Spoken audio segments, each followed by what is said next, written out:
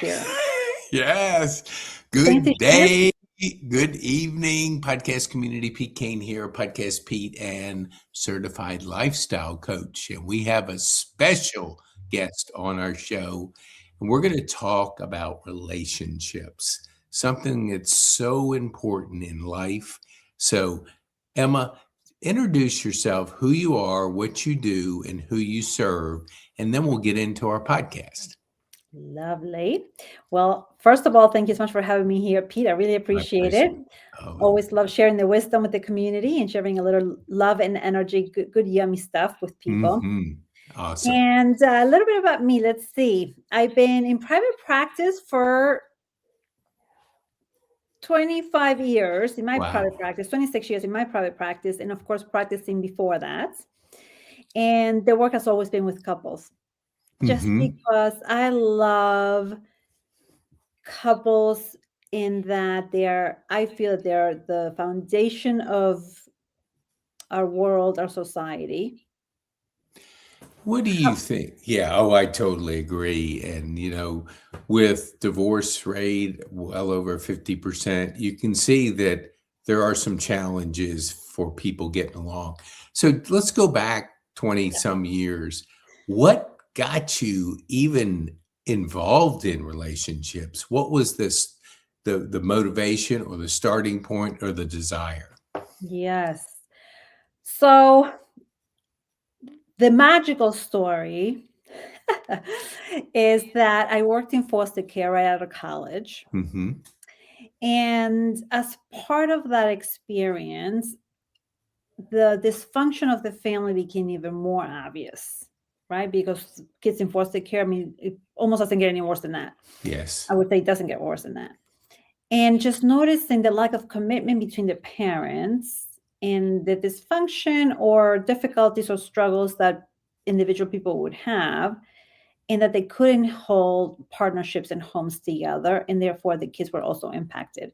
And I mean, I don't mean to minimize that experience in that population in any particular way, or uh, what's the word I'm looking for? Position them or showcase them in any particular way. hmm But that experience showed me that, wow, it the couple is so important. It's so obvious in this population. This is what I needed to see for me to realize. Like, it was obvious. It's obvious in all the couples, but in that particular population, in that particular experience, it was like in my face, right? So it helped me kind of wake up to something needs to happen with this. How do we take care of the family better, so that hmm the children could be taken care of better, hmm so that they could have a better future? And these are the leaders of our worlds, in the future of our society. Um, and so that part of that experience was like, okay, so how do I serve better? Like, what do I want to do with my life, with my profession? I had all these ideas. I want to be a psychiatrist. I want to be a psychologist. I want to help people. I want to help people. But I wasn't sure, and so I paused my education, and I went to work in foster care, and that was the part of that awakened that desire to take care of the family. And as I studied the family, as I went for my master's and I practiced and I worked and all the things, the couple stood out more as like, oh, if the couple is okay, then the family is okay. And this might not be a very popular belief for people who are single, for people who chose not to get married to have a partnership, or for people who have been divorced. And some people might not like this positioning, but that's just a strong belief that I have. The stronger the couple, the better the family, and the better the children. And of course, you have any kind of structure as a family. I'm not saying that that's the only way to have a strong family, hmm but that is a strong, strong mechanism for a strong family and to raising children well. Well, what do you think? We go to school, we learn a lot of subjects, but I don't ever remember any subject in my schooling that was relationship focused. And it's so critical to life. It's kind of like we overlooked it. Do you see any changes in that, or is it just been the accepted norm that we overlook relationships You know and what's what it really takes? What's really interesting about this, I used to hear the same thing about finances, right? They don't Hmm. teach you how to do finances in schools, and you're supposed to figure out how to manage your money. But then there were courses like, I'm aging myself. This is how you do your checkbook. This is how you write a check. There was like those classes in high school, right? This is how Hmm. you use a typewriter. I'm really dating myself. But never, how do you really show commitment to a partner? Yeah. How are you the best partner that you could be? How do you show up to a relationship? How do you communicate your needs? How do you express your feelings? How do you feel your feelings? What? Hmm. We have feelings that we're supposed to share? Back then was even worse. No, like you stuff your feelings, like you like, no, So and definitely for men on top of that, Yes. right? Totally. Yes. But for everybody, and even in the professional community, God forbid, you're a little emotional, right? Like then you're like a Hmm. doodle. And so we can't have feelings, we can't have needs. We're supposed to be very robotic and mechanical about life and just produce and be productive and take care of business. Meanwhile, the body breaks down, mental health doesn't work, our wellness is messed up, we're Hmm. out of whack, we don't show up properly to our home, to our relationship, never mind to our children, right? And so back to square one. How do we take care of ourselves so we can be good partners? How do we create a good relationship? And the school system does not help you, to answer your question.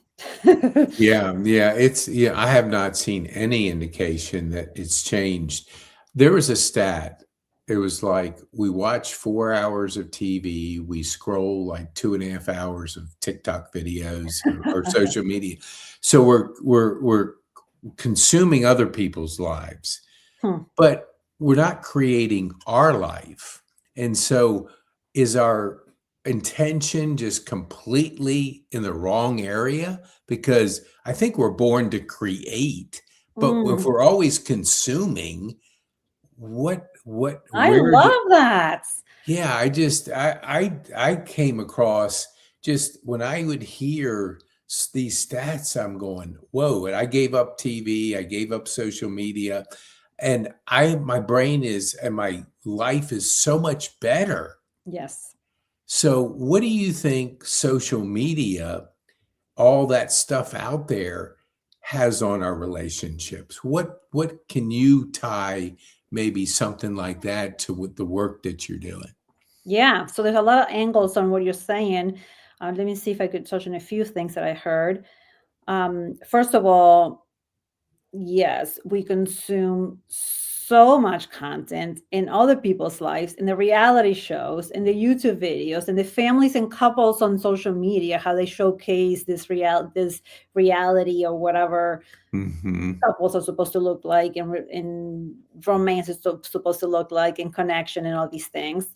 So never mind the old-fashioned movies or the what the movies used to feed us. Now we have it on our little, on our little gadgets, devices, and we're consuming these fake couples.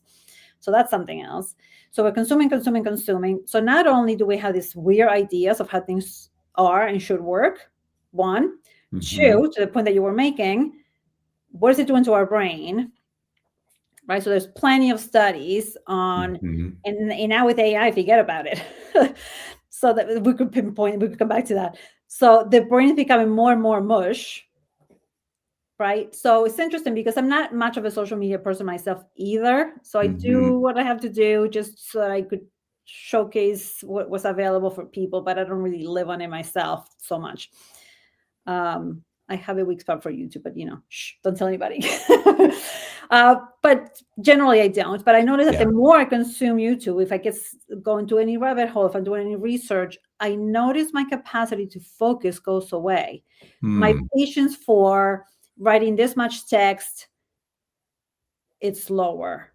Or just for writing a full sentence. It's so interesting how we become so dependent on the tools and everything moving so fast that we just can't sit. And I'm very good at focusing. I'm a strong productive person in all of the different productive areas. Mhm. And to witness my own brain, to observe my own brain kind of like getting fidgety and like can't focus and like impatient to finish a sentence, it's like, whoa, maybe I've been on YouTube a little too long. Maybe today Mhm. I need to give this a rest for the day. My brain's literally really mush. It's not functioning properly. Like I Mhm. feel it. I don't know if everybody has that ability to feel their own brain like that. I mean, this is part of my work. I'm very intuitive. I'm very aware, in touch with myself, all the different things. And so I notice when my brain is not doing what it's supposed to do. But so people could take my word for it. People could do their own research. They could experiment with their own selves. Like, what happens? Like you said, right? Like you were feeling much better when you stopped or when you decreased. Experiment, right? Remove the apps, reduce the screen time, whatever it is, and you will see the difference if you pay attention. Now, your question was, what does it do to relationships? Well, scrolling for hours. People are in bed. I hear this with couples all the time. They are in bed at night and they're scrolling. Right? So what happens to intimacy? I don't have to spell it out. Yeah. People are watching TV or eating their meals, or people at restaurants. When you go to restaurants, don't you see people on their devices? They're eating together at a restaurant and they're on their devices. Just anywhere, right? So we're just not present to our own life, never mind to ourselves, our own inner workings, our mind, our brain, our feelings, and never mind being available and connected to somebody else. And then we wonder, how come our relationship feels flat? How come we don't feel so good? How come our kids are acting out? How come our health is not so good? How come our finances are struggling? How come things are breaking down? Because we're just not vibrating properly. We're not operating properly. We're not showing up. There's no life force. Everything will be dull. Your relationship will be flat and dull. Your intimacy will be flat and dull. Yeah, there's so much that if we don't intentionally lean into those relationships, they don't automatically happen. I started out in social media, I don't know how many years ago. So I was kind of in that game and I understood it. Not that I did that much of it, but I was in it. Right. When I decided to step away, because I had to repair my brain and I wanted to do everything from sugar to, TV, social media. And I just wake up energized. I have good quality sleep. And it's just that getting all that out of your life that is so easy to fall into. Yes. What do you think when it comes to boundaries? I didn't hear about this until later in life. What does boundaries have to do with relationships? Okay, so we could segue more easily into that transition. First of all, boundaries with social media. How about that, right? So just owning our own time, owning our own energy. I love what you said. So kudos. Just our own mental health. Sleep is better. The toxins are out of the body. All the things that you remove for yourself, those are all boundaries, right? And so the same thing with social media, timing of it and how quantity. So to watch that mental health, terrific. That will spill over into the relationship. The more that you have the energy, the more life force that you bring to the relationship, and that would have a positive impact. So that's one aspect of it. The other aspect, more to direct to your question, is what are boundaries in a relationship? So I could answer that in a lot of different ways. The thing that's coming first to mind is people have a tendency to either have boundaries that are either too rigid or too flexible or too invisible or not existent. When they're too rigid, I don't let love in. You can't feel, my love doesn't come out. You can't feel my love, right? When we're too rigid, we are not flexible in how we do the routines, in how we show up to the things. So if all the stars don't line up, we can't have sex. If everything needs to be so prescriptive, so exact for things to work, for us to feel okay or whatever it is. So that's the rigid boundaries. I can be there for you in the way that you need me to, because this things need to be this particular way, or because I'm not getting this thing, I can't give you this thing. So that's the rigidity part of it. When they're too loose, your feelings become my feelings. What you need are my needs. I can't share my needs because I don't know what my needs are. Right? It's like so diffused or so spread out or so invisible. I'm not contained. I don't know where I start, where I end. I don't know where you start and end, and everything's meshed together. So that's a part of being codependent in a relationship, where I just take care of your stuff. I don't even know what mine is. I'm not existent, or I feel like yours is mine. I don't know the difference. I'm overdoing. I'm taking care of your stuff, or other people, or you. So those are the ways that the diffuse or poor boundaries shows up.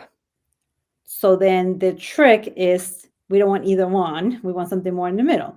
So I want to have healthy boundaries, meaning I want to be able to take care of myself, own myself, be empowered without losing myself, but also be available for you and take care of you. Not in taking care of you, but being caring and being available, being nurturing, being loving, all the good things. And so then the middle ground serves us for not losing ourselves, but not also distancing from you. Not losing, not overdoing the other way. So it's not you versus me, it's us. And it helps create a different container.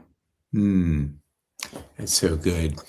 You in some of the questions that you answered, there is a word you call level up the relationship, and I only heard that a few years ago through a personal growth community, Brendan Bouchard, and he's always talking about leveling up your relationship, leveling up your peer group. So how does Emma level up her relationship? I mean, how do you keep growing? Oh, gosh, I love that. So I am always consuming. So let's bring it full circle for my own growth. Yeah. Right. So I consume junk too, but I try not to consume too much of it, right? Just for kicks and for fun. But I'm a strong consumer of spiritual things, personal development things, growth, all these things. In all areas of life, in things that interest me, but primarily like wellness, health, wellness, growing a business, serving other people, relationship stuff, all the things. In that consumption, I integrate it into all my stuff. And in that integration, it helps me level up myself, right? Heal myself, grow myself, change my own patterns, continue to do all of my things. And as I do my own work, that way and in other ways, obviously, but just in a nutshell, then I could show up better to my partner. So when I show up better, and this is what I teach our couples, and this is what I write about, these are our programs, these are all the things.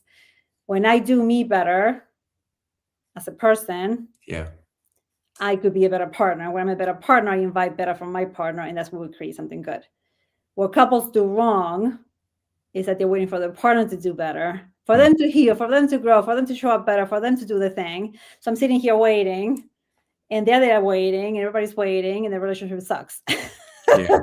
Right? Or for example, and it goes away.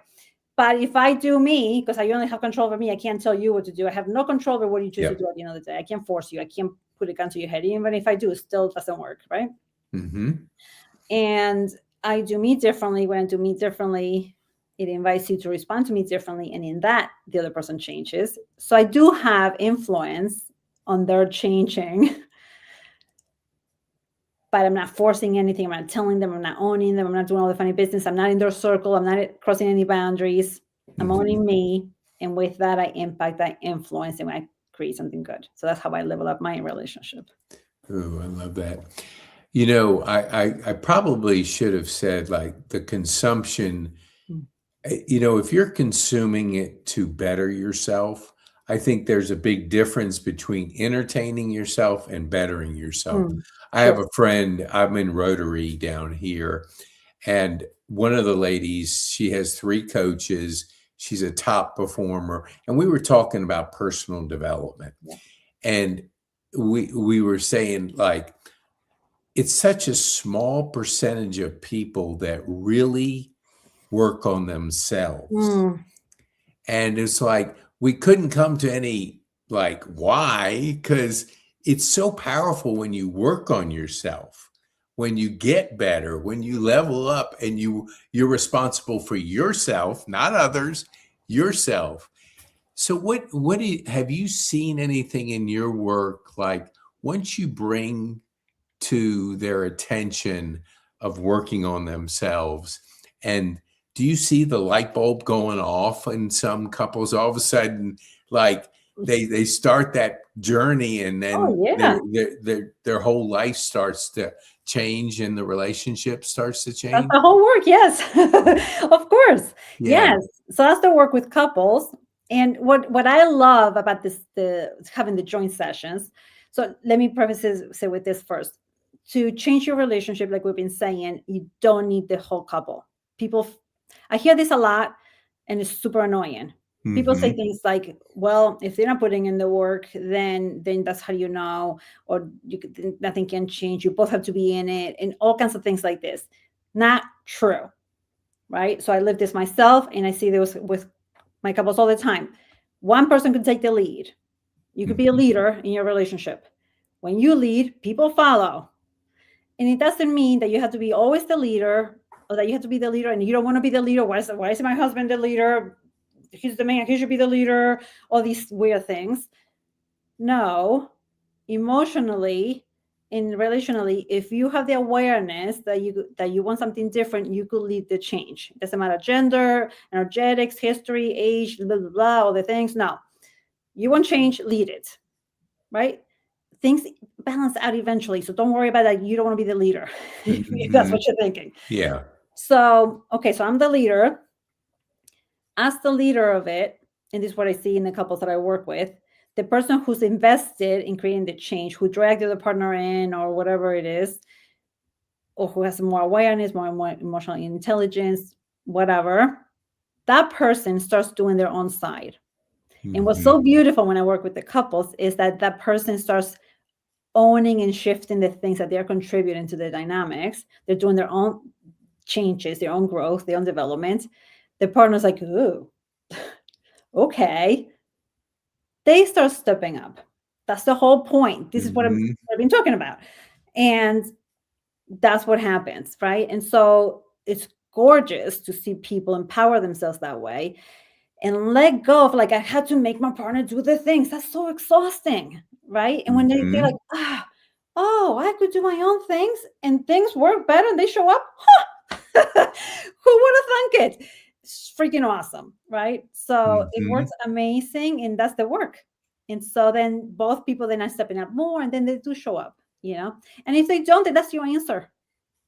Wow. Yeah. But you have to give it some time, because sometimes the other person is a little slower on the uptake, or they're still resisting things, if they're not sure, they have different developmental levels, whatever, right?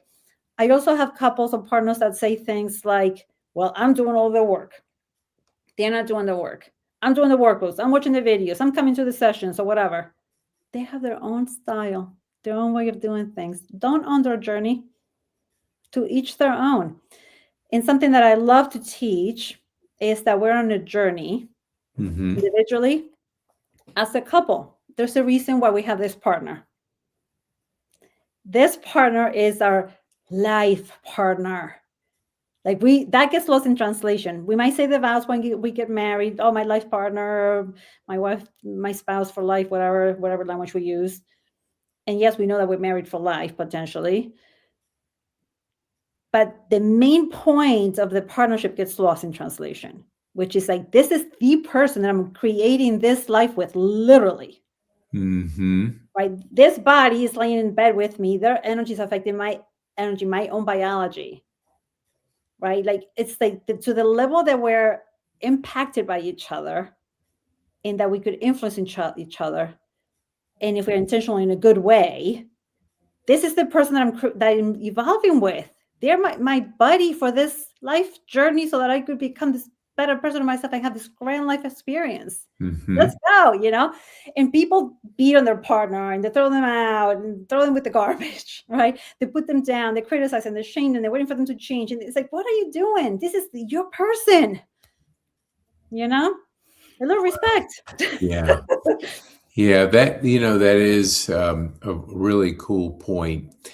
What do you think when it comes to your journey and what you've learned? If you were trying to mentor or consult with a 20-year-old Emma, what would you tell her? What was the question? What would What would you tell her? Mm. What would you tell a 20-year-old Emma about relationships that you know now that would help a younger Emma? Yes. Well, so a little background. I met my husband in college, Mm-hmm. and we're still together. And that's a long time. And 20 years old, I was still in college. And we had been together for a couple of years. So what I would say is everything that I just said now, I've learned from all of that time together and from the work that I do and from my schooling and learnings and other things. So some of that wisdom I would impart to her from earlier. Not so much control, let go, mind your business, do your own side. All the things that I just mentioned, I would Mm-hmm. impart much earlier in my life. And Mm. apply them much earlier. I would have saved us a lot of heartaches and aches and Yeah. things over the years for sure. What do you have like a routine that has worked for you? Like, do you journal? Do you meditate? Do you do things that have been very beneficial to your growth? For sure. I'm a strong meditator. Mm-hmm. I have a very spiritual practice. So every morning, my daughter makes fun of me. I have a little tray on my kitchen counter Mm-hmm. with all my incense and my candles and my crystals and all my fun things. I also have next to that, and I have another one in my home office, but of course the kitchen is much better for everything. Mm-hmm. The kitchen is the heart and soul of the house. Next to it, I have a red light lamp, red therapy. Uh-huh. So I put on the red light on my face. I light all the candles, all the incense, all the things, and I do meditations. Ooh. Super. So I take care of a bunch of things at the same time, and depending on the mood, is what kind of incense I put on, or what kind of little bricks, the little incense bricks, whatever. Um, so there's different things for different chakras, blah blah blah, right? So it depends on what I'm working on and what I'm feeling. That's the Yeah. incense that I use, and then I would do either guided meditations or shamanic journeys, or I belong to some spiritual programs, so I would do courses through the program. So whatever feels like I need in the moment. Depends on the Mm-hmm. energetics and the feelings and the moods and all the things.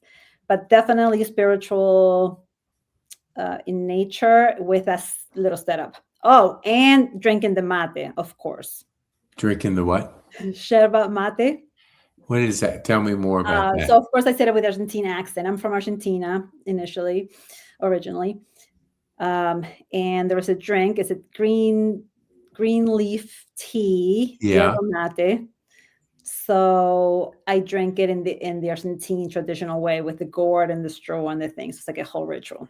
Whoa. I love that. Yeah, I was not a meditator. I was not a journaler. And after my stroke, I had 49 days to think. Oh wow. And it slowed me down, which was good.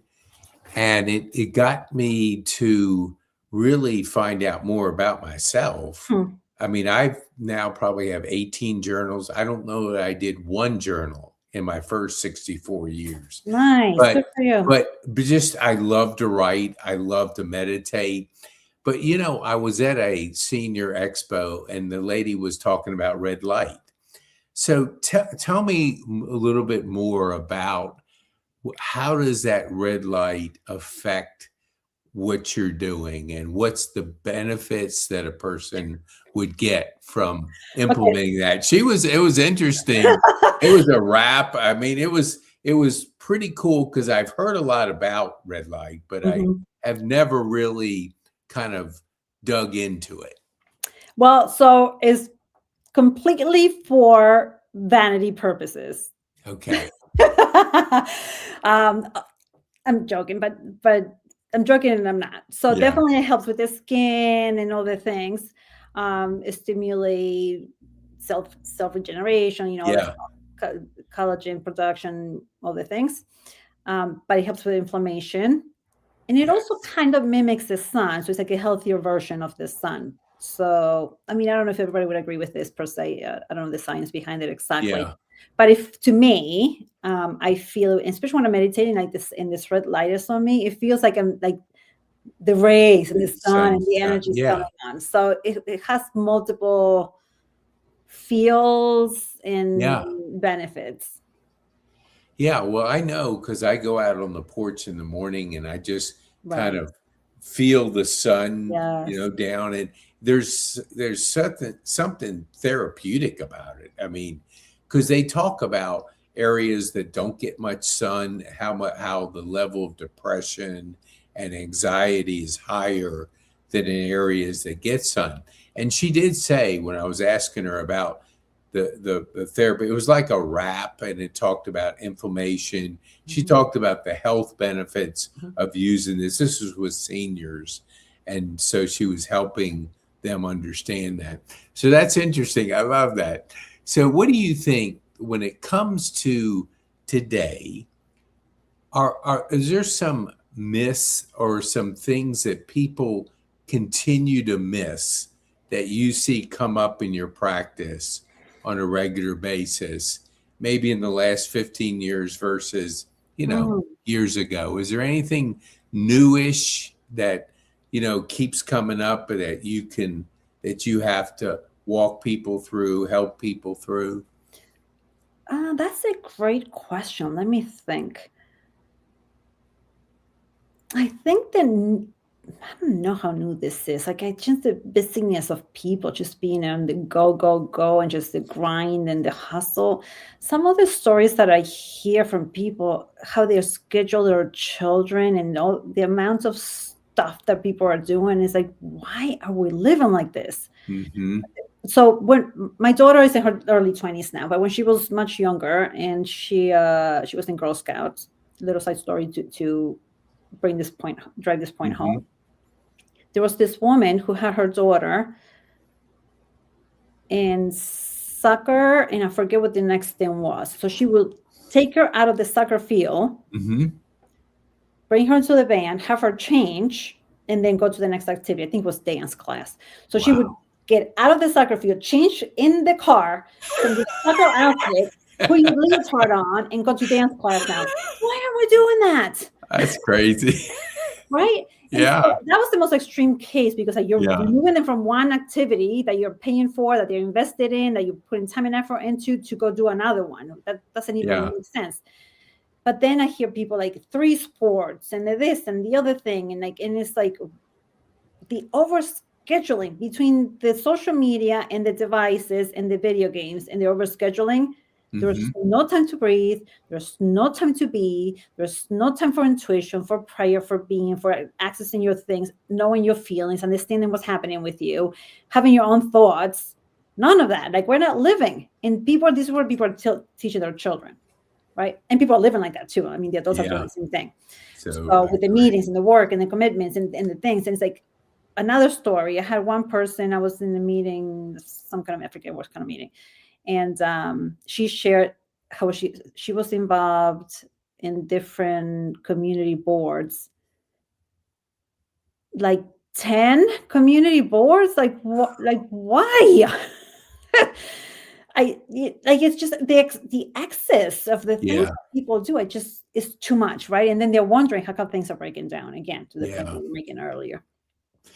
I'm wondering because I rented a cyber truck from a friend of mine, Mm, and I had the best time with my daughters, with my granddaughters, and it was just being present with them and not having to be concerned about watching for, people driving. And I wouldn't drive at night because the lights would bother me and the sound. And I'm so relaxed now. I invested in mm, one and got one. And I went 10 hours up. I live in Atlanta. So I went to Richmond and I was 10 hours in the car by myself. And I got there so fresh, mm. so much energy that I stayed up with a couple friends and did this return trip a couple days later, which Love that. usually I don't do it that quick. Mm, I ended up going to the gym after being 10 hours in the car, but my brain was so present, so mm, relaxed, so much because I wasn't, on that driving, thinking about where people are cutting in and all that. Right, So right. that busyness, I think, has Hmm. compounded in our environment. And it just seems like when you can have that self-awareness, and I think this is my opinion, I have never read anything about it. People that are so busy don't want to really slow down to look at themselves. It's like the more I stay busy, the less I have to think about doing anything I mean, I don't know if It's a that's, catch-22. I think you're onto yeah, something there for sure. The people who are moving so fast like that, they don't even have the awareness that they should slow down, yeah, right? Until something breaks, or something, marriage breaks, the kids, somebody gets hurt, health condition, something happens, and then they're like, yeah, oh, right? Unfortunately, or some people are like, okay, this is not working. I'm really tired. Whatever. They start having some awareness, but it's hard. It's an addiction. Being so yes, productive, so busy, so other things. Also, people don't know what to do with quiet time, with downtime, with like being on vacation, just relaxing, or like not having something to do. People don't know what to do with themselves because they haven't been able to be with themselves, right? So it's a lot of different things there. I don't know if I fully answered your question that you asked me about new yeah. things that I I might think see it in was the that digital that world. busyness that, do Mhm. you see it? I mean, you mentioned it a little bit. I guess I was just kind of talking about my own mental health, how it's been so beneficial. And I'll ask people about like meditation or a routine, and I'll hear things like, "Oh, I can never meditate. I can never," I would probably have said that 5 years ago, Mm. but I couldn't. I do it probably 2, 3 times during the day, in the morning, in the evening, and then during the day. And it's so calming because I'm ADHD and dyslexic. So I have that active brain. But if you can't slow it down, are you too?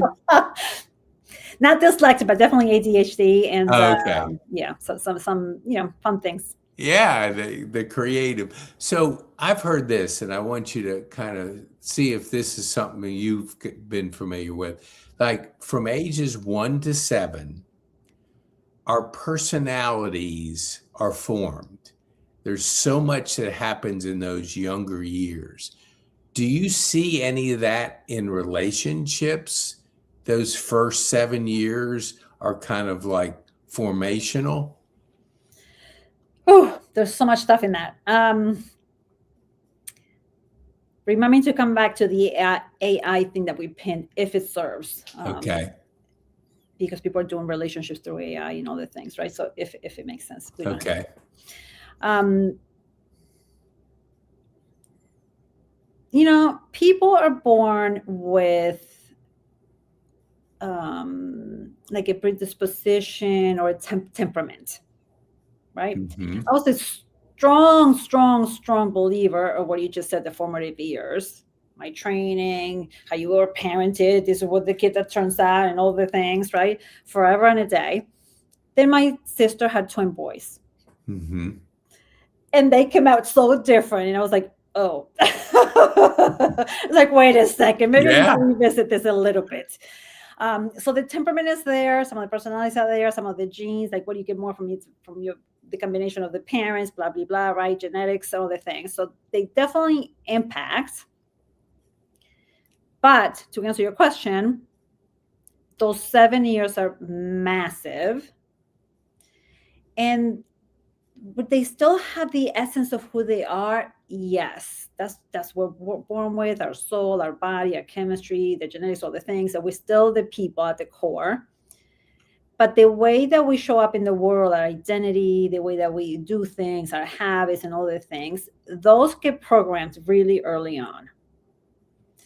Mm. And from the moment we come out and we're put on the chest of the mother, or we're nursed or not, and all the things, the relationship that we start having with our caretakers, how quickly they respond to our needs, and how am I experiencing my own body, and all of the things, from like really from the moment that we're born, even in utero, actually, um, impacts, right? Because now I'm forming myself, my actual brain wiring Mm-hmm. is impacted by the interactions that I'm having with my external world and how I'm experiencing myself. So I'm making myself up as I'm interacting with you, right? So as a Mm-hmm. kid, not just in the interactions, I'm being created, but also in your reflection of me. Like when the way you look at me and the way you treat me impacts my experience of myself, which Mm-hmm. also impacts how I create myself.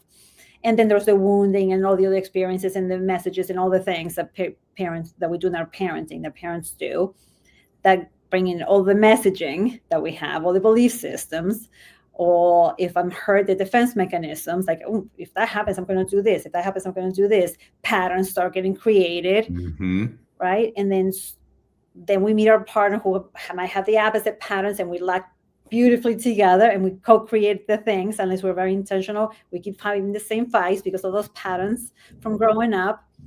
So the personality gets kind of formed by all those patterns. I don't know if you're familiar with the work of Joe Dispenza. Oh He yeah. Oh yeah. he calls it the habit of being ourselves. Yeah, Mm-hmm. everything about us is a habit. How I choose to do my hair every day is a habit, right? Like I could choose to look very, very differently. I made myself look like this. I mean, I might have some features, but Mm-hmm. it's incredible when you watch movies and you see actors and actresses how they could look so different. And it's like, right? Yeah. Like just a look, we could look any way we want. Yes. We are choosing to look a particular way that we look. Not only with our grooming and our haircut and all the things, but just our clothing, how we carry ourselves, our mannerisms, the accessories, how we're fit, not fit, healthy, not healthy, whatever, all the things. We are making ourselves on a daily basis. Everything that we consume, from food, drink, extracurriculars, social media, whatever, all the things, they're literally making our body. Mm-hmm. By the cells, the food, like, the French fries are on the, right? The food is literally making the body physically, Yeah. and the energetics. Yes. So we could change everything about ourselves if we wanted to. If we're Yeah. intentional, we could definitely change everything. Yeah, I guess it's that motivation. Do we want to? Or are we settling for just who we are? Most people are I, settling. I wanted to go back because you did bring up AI, Yes. and I had a conversation with a friend of mine, and he's going to be the president, and he's talking about his chatting with AI. He goes, "It's my personal friend now," so and he's getting a lot done by using it. But talk to me about, because I'm hearing these things like now you're connected to your AI personality that you have. What are you seeing, and what should Okay. we be aware of? So a few things. First of all, we already talked about how it numbs your brain, right? So Mm-hmm. at that aside, all the technology impact on the brain aside, now we're talking more emotional. Aside from the productivity and the way that people are using AI. So there's Mm-hmm. three levels, like the impact on the biology or the productivity of the work, where AI is taking the collective and the world and people, whatever. And then we have the impact. This is what I'm interested in, the impact on the emotional and on the relational. Mm-hmm. So I was a little slow on the uptake with AI, I'm going to be honest. So it's been around for a few years, and I started really using it like last year. Mm-hmm. And when I started playing with it, I was like, whoa, like it repeats things, and it talks so nice to you potentially. Yeah. And I know this, and it's like, and again, like I said earlier in this conversation, I'm very mindful of my brain and my Mm-hmm. feelings, and I could feel my reactions to this relationship. Mm-hmm. And I was like, whoa, what in the world? This could be scary. If I'm aware of the connection that I'm feeling, Yeah. I was like, people who are not as aware or careful or intentional, like, how is this going to mess with them? Yeah. So that's really scary. So I was like, oh, wow, this is very interesting. And also, so one was like, oh, this is nice on one hand. On the other hand, if it wasn't doing what I wanted, because this is, of course, last year, and it was like really, really, not as good as it is now. Oh, the frustration. I was like, oh, and I was like, wow, I could get this agitated with the friggin' thing that doesn't mean anything. It's like interesting how you Yeah. get triggered, and you create a relationship Yeah. because it responds to your stuff. So interesting, right? So it could actually replicate your triggers. Very interesting. There's all kinds of things that could happen here. Very, Yeah. very interesting. But the thing that's really scary is that people are dating virtually. They're creating boyfriends and girlfriends. They're having Really. relationships with their AI. Golly. That's what's really scary. Yeah. Right? And people can make decisions without running by their AI. And I even have people who share things like, well, I asked my they name him and they have the things, or my chat or whatever. I asked my AI and they said, and like they're dependent on Yeah. the use and the information and the logic and the feedback. People are having fights with their partners and they're asking their AI what to say. It's like, ooh. Yeah. Yeah. There is that, that comfort, because you feel like if you're talking to AI, you have that ability to communicate unfiltered, maybe. I don't know if that's how people feel about it, but I know it's a slippery slope. You have to lean into it, but you know, not so much that you're not thinking. I Right. I'm rereading John Maxwell's book. Um, it's called like the think. It was something about how critical thinking is not. I don't know what the exact title, but it's not in front of me. But it's like this was written 2003, I think. So it was a few years ago, but he talked about how critical it was to think, and how to put that time in there, the different types. And we can get to a point where we're just not thinking, we're reacting, and we're allowing something like an AI to do our thinking. And I think that's where you were chatting about the brain rot, because if you allow it and you don't use it, you're going to lose it. So, but I want to be respectful of time. I could geek out So a fun. lot longer. So Yeah. I want to thank you for speaking longer than I normally, but the topic is so interesting. I love your perspective on it. So tell our viewers, how can they get more of Emma? Oh, lovely. Yes. So if people are familiar with Substack, that's one of my newest babies. Mm-hmm. And I created a channel there, or Substack, called The Love Movement. It's actually Love Movement. And so welcome people to come check it out. I put some nice content on there, some nice notes, articles, and different things for people to enjoy. And also we're having monthly new love events. I'm putting replays on there so people could check those out if they're interested. And one of the other latest things, because I'm always putting out new things, is our Awaken to Love program. So they could check that out at metrorelationship.com/awaken to love. And that is a 10-week program for couples, for relationship. People don't have to bring their partner, to improve the couple relationship and to take things to the next level and elevate, create the relationship that they love. That is beautiful. I want to encourage our viewers, share this with people that need to hear from Emma, need to have a perspective on having better relationships. Because just like Tony Robbins said years ago, the quality of your life is the quality of your relationships. So what would be the one thing you would want our viewers to take home from our time on this podcast? The one thing that I would encourage people wholeheartedly to embrace is that they can create the relationship that they love. Most people give up too quick, in my opinion. Ooh, man, that is so good. Emma, thank you so much for spending time with us. We appreciate you allowing us to really talk more about leveling up our relationships. And thank you so much. I appreciate you, Pete, for having me on. Truly have enjoyed the time. My pleasure.